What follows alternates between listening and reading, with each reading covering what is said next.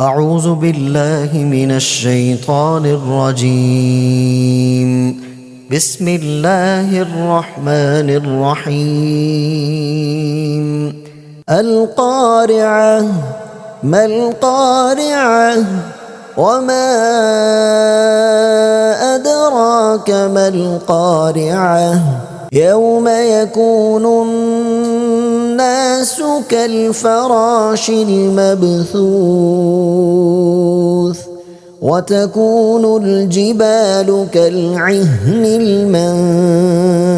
المنفوش فأما من ثقلت موازينه فهو في عيشة راضية وأما من خفت موازينه فأمه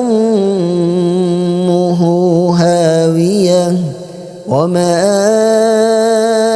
أدراك ما هي، نار حامية.